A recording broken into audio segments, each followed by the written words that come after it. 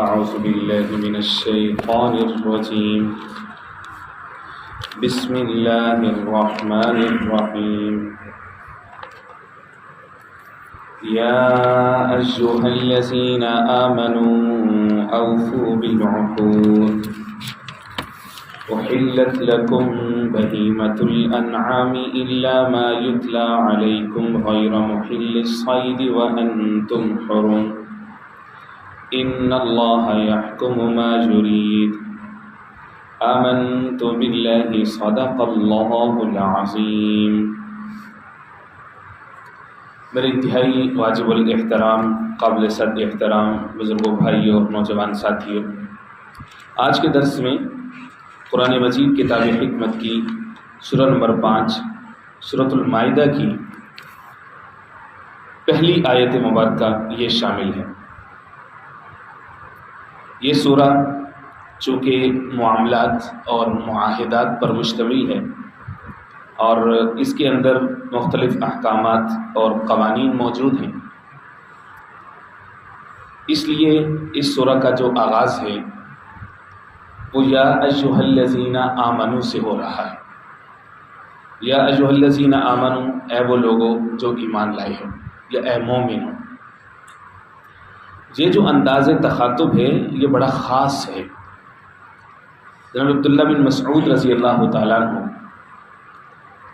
وہ یہ فرماتے ہیں کہ جب بھی قرآن مجید کے اندر یا ایھا الذین آمنوا آئے تو اہل ایمان کو چاہیے کہ خوب کان لگا کر غور سے سنیں۔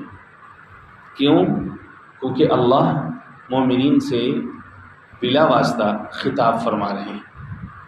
ایک تو یہ کہ یہ انداز ہی اتنا زیادہ تکریم اور عزت والا ہے کہ یا ایھا الذین آمنوا کہہ کر کے اللہ رب العزت نے اہل ایمان کے ایمان کے اوپر تصدیق کی مہر ثبت فرمائی ہے کہ اللہ یہ فرما رہے ہیں کہ تم مومن ہو۔ دوسرا یہ کہ اس کے اندر سننے والے کے اوپر ذمہ داری کو بڑھانا مقصود ہے کہ جب تم مومن ہے تو اب تجھے اللہ جل شانہ جو فرمائیں گے تجھے وہ ماننا پڑے گا۔ یا ایھا الذین آمنوا، اے ایمان والو، اوفوا بالعقود، پورا کرو بالعقود، عقود کو۔ عقود جو ہے یہ عقد کی جمع ہے، اور عقد کا مطلب ہوتا ہے باندھنا۔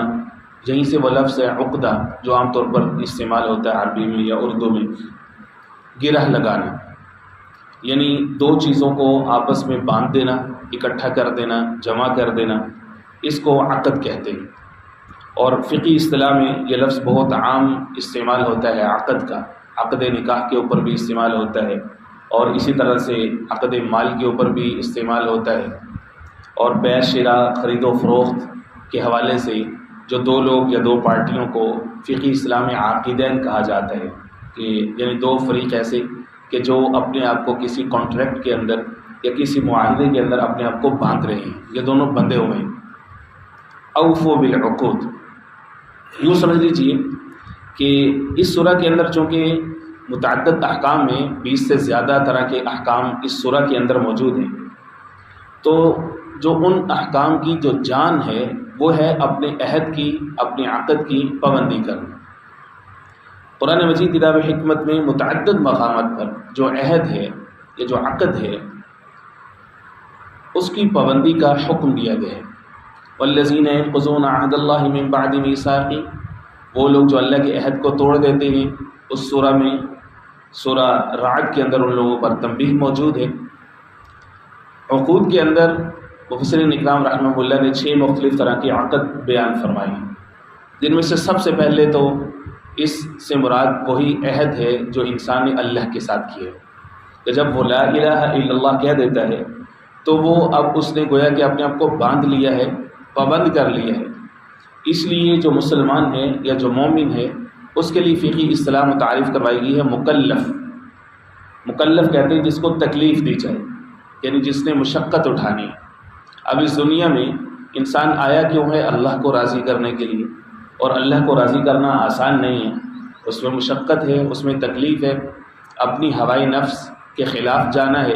کئی ساری چیزوں میں انسان کسی اور چیز میں کمفرٹیبل ہوتا ہے، لیکن اللہ رب العزت کا حکم کچھ اور تقاضا کر رہا ہوتا ہے، تو اب یہ انسان اپنے آپ کو تکلیف دیتا ہے کہ اللہ کا حکم اس نے پورا کرنا ہے، اس لیے اس کو مکلف کہا جاتا ہے. تو سب سے پہلے عہد ہے اللہ کے ساتھ.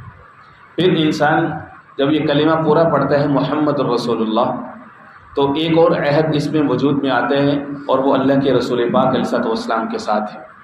بینگ اے مسلم ایک عہد ہے کہ ہمارے لیے جو رول ماڈل ہے، اسوہ اور نمونہ ہے، وہ حضور پاک علیہ الصلوۃ والسلام کی ذات ہے، کہ ہمارا ہر ایک عمل، ہمارا اٹھنا بیٹھنا، ہمارے معاملات، ہمارے عقود، ہمارے بیع شراب، ہر طرح کا جو بھی کانٹریکٹ ہم کرتے ہیں، وہ سارا کا سارا آقا کریم علیہ الصلوۃ والسلام کی سنتوں کی روشنی میں، طریقوں کی روشنی میں ہو.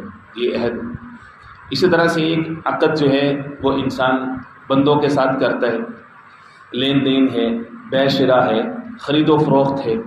جو بھی کانٹریکٹ ہو جاتا ہے، وہ شرائط جو بھی رکھی جاتی ہیں، اگر تو وہ غیر شرعی شرائط رکھی گئی ہیں تو اس صورت میں تو مسلمان کو ان سے کوئٹ کرنا لازم ہے، اس کے لیے ضروری ہے. اگر قسم اٹھائی ہے تو اب وہ قسم اس کو توڑے گا اور قسم کا کفارہ ادا کرے گا، لیکن غیر شرعی شرائط کے اوپر جو اس نے عقد کیا ہے اس کو وہ پورا نہیں کرے گا. کیوں؟ لا طاعت لمخلوق فی معصیت الخالق. خالق کی نافرمانی میں مخلوق کی اطاعت نہیں ہے. قسم کا کفارہ ادا کرے گا، لیکن اس جھوٹا جو اس نے عہد کیا ہے، جو شرائط کی ہے، غیر شرعی کو پورا نہیں کرے گا. ہاں اگر شرائط شرعی ہیں تو اب اس کو آنر کرنا، اس کو پورا کرنا مسلمان کی ذمہ داری ہے، اب اس نے وہ پورا کر رہے. اسی طرح سے انہی عقود کے اندر ایک عہد جو ہے وہ سوشل کانٹریکٹ کا بھی آ جاتا ہے. سوشل کانٹریکٹ کے اندر سب سے پہلے پورے معاشرے کی جو بنیاد ہے، ایک یونٹ ہے، وہ ہے فیملی کا یونٹ، کہ جس میں ایک مرد اور ایک عورت مختلف قوموں سے، مختلف قبیلوں سے، مختلف ذاتوں، رنگوں، نسلوں سے ہو سکتے ہیں. ان کا ایک کانٹریکٹ ہوتا ہے، سوشل کانٹریکٹ ہوتا ہے، عمرانی معاہدہ ہے ان کا، کہ دونوں اکٹھے ہوئے ہیں عقد نکاح کے اندر. اب انہوں نے معاشرے کا ایک اہم ترین جو یونٹ ہے فیملی کا، اب انہوں نے وہ چلانا ہے. دونوں نے ایک دوسرے کو اللہ کے عہد کے اوپر قبول کیا ہے. تو جس طرح سے کوئی بھی عقد ہو، اس میں دو فریق ہوتے ہیں اور ہر ایک کے کچھ رائٹس ہوتے ہیں، کچھ اوبلیگیشنس ہوتے ہیں، فرائض ہوتے ہیں، حقوق ہوتے ہیں. اسی طرح سے جو عقد نکاح ہے، اس میں بھی ایک فریق کے جس طرح سے حقوق و فرائض ہیں، اس طرح دوسرے فریق کے حقوق و فرائض ہیں. اب اس کو ساتھ ملا لیجیے. اب سورہ نساء کی وہ پہلی آیا ہے، چونکہ دونوں کے مضامین کی نوعیت تقریباً ایک جیسی ہے، وہاں پر خاص معاشرتی معاملات ہیں، یہاں پر ان کی ایک پیک ہے بین الاقوامی معاملات کے اوپر. تو اس لیے وہاں پہ جو آغاز ہوا تھا، یا ایھا الناس اتقوا ربکم سے ہوا تھا، کیا لوگوں اپنے رب سے ڈر جاؤ. کیوں؟ معاہدات اور معاملات کے اندر انسان عام طور پر سستی کا شکار ہو جاتا ہے. بعض دفعہ اس کو اپنا امیڈیٹ فائدہ نظر نہ آ رہا ہو، یا کوئی اپنا نقصان نظر آ رہا ہو، تو اس کی کوشش ہوتی ہے کہ وہ جلدی سے اس معاہدے سے دستبردار ہو جائے یا اس سے کوئٹ کر لیں. دوسرے فریق کی ایکسپیکٹیشنز ہوتی ہیں، اس کی توقعات ہوتی ہیں کہ بھائی آپ آنر کریں گے اپنے کانٹریکٹ کو. تو اس لیے اللہ رب العزت نے فرمایا کہ تقوی اختیار کرو، تقوی اختیار کرو.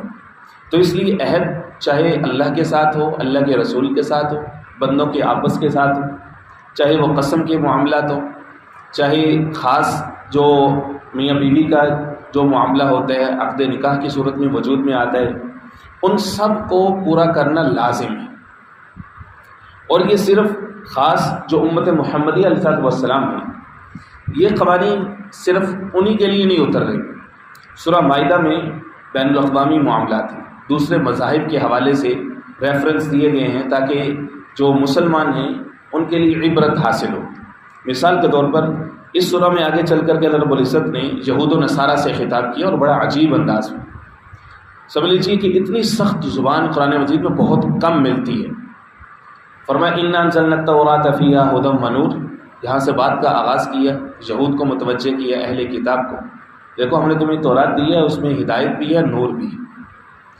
اس آیت کا جو اختتام ہو رہا ہے اس میں رب العزت فرماتے ہیں وَمَن لَّمْ يَحْكُم بِمَا أَنزَلَ اللَّهُ فَأُولَٰئِكَ هُمُ الْكَافِرُونَ، کہ جو لوگ اللہ کی آیات کے مطابق فیصلہ نہیں کرتے، یہی لوگ تو ہیں کافر ہیں. پھر ایک آیت کے بعد فرمایا وَمَن لَّمْ يَحْكُم بِمَا أَنزَلَ اللَّهُ فَأُولَٰئِكَ هُمُ الظَّالِمُونَ، جو لوگ اللہ کے احکام کے مطابق فیصلہ نہیں کرتے یہی لوگ تو ظالم ہیں۔ پھر وقفے کے بعد اسی صفحے کے اوپر پھر فرمایا وَمَن لَّمْ يَحْكُم بِمَا أَنزَلَ اللَّهُ فَأُولَٰئِكَ هُمُ الْفَاسِقُونَ، جو لوگ اللہ کے احکام کے مطابق فیصلہ نہیں کرتے یہی تو فاسق ہیں۔ 3 جگہ پہ کافر، فاسق اور ظالم ان لوگوں کو فرمایا کہ جن کے پاس اللہ کا حکم ہے، اللہ کی کتاب ہے، معاملات ان کے پاس واضح ہیں، ان کے سامنے حلال و حرام، جائز ناجائز ساری تفصیل موجود ہے، لیکن اس کے باوجود ان کے یہاں سود ہے، جھوٹ ہے، رشوت ہے، ناجائز منافع خوری ہے، اور نہ ان کی معاشرت، نہ ان کی معیشت، ان کا کچھ بھی اللہ کے احکام کے مطابق نہیں ہے۔ فرمایا کہ دعویٰ کس چیز کا؟ دعویٰ یہ ہے کہ جی ہم مسلمان ہیں، دعویٰ یہ ہے کہ ہم مومن ہیں۔ 24 گھنٹے کی زندگی سر سے لے کر پاؤں کے ناخنوں تک جتنے احکام ہیں اللہ اور اس کے رسول کے، ان سب کے اندر اللہ اور رسول کے احکام کو بھولے ہوئے ہیں، ان سے غافل ہیں، ہوائے نفس کو دین بنائے ہوئے ہیں، عورتیں ان کا قبلہ ہیں، اور سب معاملات میں اپنی مرضی کے مطابق شریعت کو موڑ رہے ہیں، نہ یہ کہ شریعت کے احکام کے مطابق اپنی طبیعت کو مولڈ کر لیں، نہیں یہ نہیں کریں گے۔ اس لیے آغاز اتنے پاورفل انداز میں کی، یا ایھا الذین آمنوا اوفوا بالعقود، عقدوں کو پورا کرو، معاہدات کو پورا کرو، چاہے وہ اللہ اور اس کے رسول کے ساتھ ہیں، چاہے کسی اور کے ساتھ ہیں۔ تو یہ سورہ متعدد احکام کے بارے میں بات کرتی ہے۔ اے ایمان والو اوفوا بالعقود، عقود کو پورا کرو۔ احلت لکم بہیمۃ الانعام، حلال کر دیے گئے تمہارے لیے بہیمۃ الانعام، چوپاؤں میں سے جو بہیمہ ہیں، وہ جانور ہیں، وہ تمہارے لیے حلال کر دیے گئے۔ الا ما یتلی علیکم، ہاں مگر جن کی تلاوت کی جا رہی ہے تم پر، یا جن کی تلاوت کی جائے گی تم پر، کہ جو بھی جانور تمہارے اوپر حرام ہیں ان کی فہرست تمہیں دی جا رہی ہے، اس کے علاوہ باقی حلال ہوں گے۔ غیر محل الصید وانتم حرم، جو بھی حلال جانور ہیں سوائے اس کے کہ تم ان کا شکار کرو، وانتم حرم، اس حال میں کہ تم حالت احرام میں ہو، یعنی جو ہم تمہیں حلال بھی جانوروں کی فہرست دیں گے تو ان کو بھی تم حالت احرام میں نہیں تم ان کا شکار کر سکتے۔ غیر محل الصید، کسی بھی جانور کو حالت احرام میں شکار نہیں کیا جا سکتا جو محرم ہے، جس نے احرام باندھا ہوا ہے۔ احرام باندھنا ایسے ہی ہے جیسے انسان نماز کے اندر آ گیا، نماز شروع کر لی، اب اس کو مکمل کرنا ان سب پابندیوں کے ساتھ کہ جن چیزوں کی پابندی کرنا لازم ہے، اب اس کو ان پابندیوں کے ساتھ مکمل کرنا۔ احرام باندھ لیا، نیت کر لی، اب اس کے بعد جو اس کے اوپر جتنی پابندیاں وہ ساری لاگو ہو جائیں۔ حلال جانوروں کا شکار بھی اس کے لیے جائز نہیں۔ احادیث مبارکہ کی روشنی میں فقہاء اکرام نے یہ لکھا ہے کہ اگر کوئی شخص سمندر کے اندر سفر کر رہا ہے تو اب ظاہر ہے کہ سمندر کے اندر جب اسفار ہوتے تھے بہت فریلی، اب بھی ہوتے ہیں، تو اس صورت میں چونکہ انسان کے ارد گرد کوئی سبزہ نہیں ہے کہ جہاں سے وہ کچھ بوٹیاں ہیں، کوئی پھل ہیں، کوئی اس طرح کی چیزیں لے کر کے اپنی خوراک کو پورا کر سکے، اگر اس کے پاس زیادہ راہ کم ہو گئے تو سمندر کے اندر اگر مچھلی تک اس کی رسائی ہو سکے تو وہ اس کے لیے حلال ہے، کیونکہ وہاں پر یہ والی آپشن موجود نہیں۔ ادروائز یہ ہے کہ باقی کسی جانور کا شکار کرنا حالت احرام کے اندر یہ جائز نہیں۔ اب پہلے یہ دیکھیں کہ جانور جو حرام کیے گئے ہیں وہ کون کون سے ہیں۔ یہ آیہ نمبر 3 کے اندر آئے گا جو اللہ علیہ وسلم نے فرمایا ما یتلی علیکم، جو تم پر تلاوت کی گئی ہے، یعنی 4 کو تو مستقلاً حرام کر دیا گیا۔ حرمت علیکم المیتہ، مردار، والدم، اور خون، جہاں پہ مطلقاً دم ہے، لیکن آگے چل کر کے سورۃ الانعام کے اندر جو ہے وہ دم مسفوح اور دم غیر مسفوح، 2 طرح کی اقسام دم کی بیان کی گئی۔ دم مسفوح سے مراد ہے بہنے والا خون، جو بہنے والا خون ہے وہ حرام ہے، لیکن جو جمع ہوا خون ہے جیسا کہ حدیث پاک کے اندر آتا ہے کہ احلت لنا الدمان والمیتتان، ہمارے لیے 2 مردار حلال کیے گئے ہیں اور 2 خون حلال کیے گئے ہیں۔ جو 2 مردار حلال کیے گئے ہیں ان میں سے فرمایا کہ ایک تو مچھلی ہے اور اسی طرح سے ایک چڈی ہے، ٹڈی یہ نہیں جو زمین کے اوپر پھرتی ہے، بلکہ ایک ٹڈی ہوتی ہے جو فصلوں پر آ کر کے حملہ کرتی ہے اور سارا کچھ کھا جاتی ہے۔ یہ دو جو ہے، جس طرح سے دیگر جانوروں کو جو کہ حلال ہیں ان کو ذبح کرنا ضروری ہے، ان دونوں کو ذبح کرنا ضروری نہیں ہے۔ تو ان دونوں کو بغیر ایسے ہی ذبح کیے یہ دونوں حلال ہیں۔ یہ دو مردار ہو گئے، بددمان اور دو طرح کے خون، تلی اور جگر، یہ جمے ہوئے خون ہیں، یہ دو حلال ہیں، لیکن جو بہنے والا خون ہے وہ حرام ہے۔ فرمایا کہ دم ولحم الخنزیر، تیسرا خنزیر، اور چوتھا وما اہل لغیر اللہ بھی، غیر اللہ کے نام پر جس کو ذبح کیا گیا ہو، اللہ کے نام کے علاوہ جو چیز پیش کی جائے وہ حرام ہے۔ یہ 4 طرح کی حرام کی فہرست دی گئی ہے۔ اس کے بعد آگے مزید کیٹیگریز اسی آیت نمبر 3 کے اندر چل کر کے ہم ان کی مزید تفصیل معلوم کریں گے۔ فرمایا کہ یہ تمہارے لیے حرام ہے، اور باقی جو حلال جانور ہیں ان میں بنیادی طور پر سورہ انعام کے اندر چل کر کے 8 طرح کے جوڑوں کا تذکرہ آئے گا، ثمانیۃ ازواج، کہ 4 جوڑے ہیں۔ وہ کون سے جوڑے ہیں؟ ان میں سے بکری، نر اور مادہ یعنی بکرا، اور اسی طرح سے بھیڑ اور بھیڈو، یہ ہو گئے 4 ہو گئے، اور اس کے بعد جو ہے وہ گائے اور بیل، یہ ہو گئے، اور پھر چوتھا جو جوڑا ہے وہ اونٹ اور اونٹنی، یہ 4 طرح کے جوڑے ہیں۔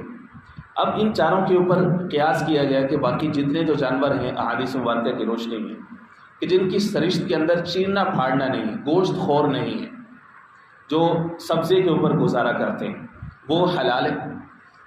جیسا کہ جو گائے اور بیل ہے یہ عرب کے اندر تو موجود تھے، لیکن عجم میں آئے تو یہاں پر بھینس جو ہے وہ پائی گئی، اور اس کی جو خصوصیات تھیں، اس کے جو فیچرز تھے، جو بہیمیت تھی اس کی، وہ بالکل گائے کی طرح تھی، تو اس کو بھی جو ہے وہ فقہاء کرام نے حلال کر دیا۔ تو اس طرح سے جو ہرن ہے اس کو بکری کی مانند قرار دیا گیا۔ تو جو جانور گوشت خور ہیں وہ حلال کر دیے گئے، لیکن جن کے اندر چیرنا پھاڑنا ہے، جو نوچ کے کھاتے ہیں، ان سب کو، شیر ہے، چیتا ہے یا دیگر جو شکار کر کے کھاتے ہیں جانور، ان سب کو جو ہے وہ حرام کر دیے گئے۔ اسی طرح پرندوں کے اندر باز ہے، شکرہ ہے، جو اٹیک کر کے کھاتے ہیں، تو ان کو حرام کر دیا گیا۔ اس کے اندر فقہاء کرام نے حکمت یہ لکھی ہے کہ جو جانور ہوتے ہیں، ہر جانور کا اس کا جو کھانے کا جو انداز ہوتا ہے اس کی سرشت ہوتی ہے۔ تو جب انسان اس کا گوشت کھائے گا تو اس کے اندر بھی وہی طرح کی سرشت آئے گی۔ بعض جانور جو اللہ رب العزت نے جو حلال کیے ہیں، تو ان جیسی سرشت، ان جیسی شرافت اللہ رب العزت انسان میں چاہتے ہیں کہ وہ شرعی احکام میں اللہ رب العزت کی تابعداری کرے۔ لیکن جن جانوروں کے اندر جو ہے وہ والی غیر انسانی فطرت اور سرشت موجود تھی، انسان کے اندر فساد برپا ہو جا سکتا تھا، اللہ رب العزت نے ان کو حرام کر دیے گئے۔ خنزیر ہے کہ اس کی تفصیل آگے آئے گی کہ کس طرح کا یہ بدترین جانور ہے، ایسا بے حیا اور بغیرت جانوروں کے اندر بھی نہیں۔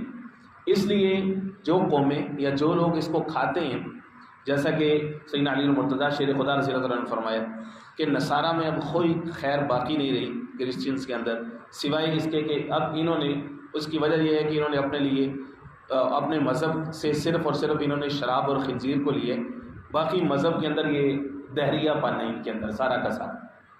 اب کیا ہے کہ یہ چیز، اس جانور کو جو کھاتے ہیں تو ان کی سرشت کے اندر وہی بے حیائی اور وہی جو ہے وہ اللہ رب العزت کی ذات کی جو ہے وہ ان کے بارے میں جہالت اور اللہ کی ذات کی عدم معرفت اور عدم پہچان، یہ ان کی سرشت کے اندر ہے۔ تو جانور کہ جن کو حلال کیا گیا ہے وہ ویسی جو ہے وہ اس کی ایک ریفلیکشن انسان کی طبیعت کے اوپر پڑتی ہے جیسا وہ خوراک لیتے ہیں۔ فرمایا کہ غیر محل الصید وانتم حرم، جو ہم تمہارے لیے حلال بھی کر رہے ہیں تو ان میں بھی یاد رکھو وانتم حرم، جس وقت تم حالت احرام میں ہو تب تم ان کا شکار نہیں کر سکتے۔ آگے آیا نمبر 2 کے اندر آئے گا وَإِذَا حَلَلْتُمْ فَاصْطَادُوا، کل کے درس میں شامل ہوگی کہ جب تم حلال ہو جاؤ یعنی حالت احرام سے باہر آ جاؤ تو اس وقت فاصطادوا، تم شکار کر سکتے ہو۔ ان اللہ یحکم ما یرید، بے شک اللہ فیصلہ کرتے ہیں ما یرید، جو وہ چاہتے ہیں۔ یہ والی جو آیا ہے یہ اتنے پاورفل طریقے سے پہلی آیت کو کلوز کر رہا ہے، یہ جو آخری ٹکڑا ہے، کہ انسان چاہے جتنے مرضی عقل کے گھوڑے دوڑا لے، جتنا مرضی چاہے پوری انسانیت سڑکوں پہ آ جائے کہ جی فلاں چیز کو کیوں حلال کیا گیا ہے، فلاں چیز کو کیوں حرام کیا گیا ہے، فلانی چیز تو عقل میں نہیں آتی، فلانی چیز کو تو حلال ہونا چاہیے یا فلان چیز کو تو حرام ہونا چاہیے۔ اللہ کہتا ہے مجھے کوئی پرواہ نہیں ہے، مجھے کوئی پرواہ نہیں۔ پوری کی پوری مخلوق اللہ کی نافرمانی پہ اتر آئی، اللہ کو کوئی پرواہ نہیں۔ اللہ فرماتے ہیں کہ میں ایک پرندہ بھیجوں گا، چھوٹی سی مخلوق اپنی بھیجوں گا، وہ تم سب کو اپنے منہ میں اٹھائے گی اور تمہیں اٹھا کر کے سمندر میں ڈال دے گی۔ میرے لیے کوئی مشکل نہیں ہے، غنی اللہ کی ذات غنی ذات ہے۔ فرمایا ان اللہ یحکم ما یرید، یہ دیکھ لو کہ تمہیں کئی سارے ایسے احکام ہوں گے تمہاری عقل میں نہیں آئیں گے، تمہیں لگے گا کہ پتہ نہیں یہ تو ہماری طبیعت سے باہر ہے جناب۔ فرمایا ان اللہ یحکم ما یرید، اللہ جو چاہتے ہیں اس کا فیصلہ کرتے ہیں، تمہاری عقل میں آئے نہ آئے۔ کبھی بھی اللہ کے احکام کو عقل میں آنے کے انتظار میں نہیں بیٹھنا چاہیے کہ عقل میں آئیں گے تب مانیں گے۔ ہاں کسی وقت کوئی بات عقل میں آ جائے تو ٹھیک ہے، نہیں آئے تو نہ صحیح۔ بنیادی طور پر مومن کا کام کیا ہے؟ الذین یؤمنون بالغیب، بس جو اللہ کا حکم ہے اس پر آمنا وصدقنا، عقل کے گھوڑے دوڑانے کی ضرورت نہیں۔ اس لیے فرمایا ان اللہ یحکم ما یرید، اللہ فیصلہ فرما دیتے ہیں، حکم دیتے ہیں جو چاہتے ہیں۔ رب سے سمجھ نصیب فرمائے۔ بسم اللہ الرحمن الرحیم، اللہم صلی علی محمد النبی الأمی وعلی آلہ واصحابہ وبارک وسلم تسلیما کثیرا کثیرا۔ اللہم نور قلوبنا بالقرآن وزین اخلاقنا بالقرآن وادخلنا الجنة بالقرآن ونجنا من النار بالقرآن یا رحیم یا رحمان یا رحیم یا رحمان یا رحیم۔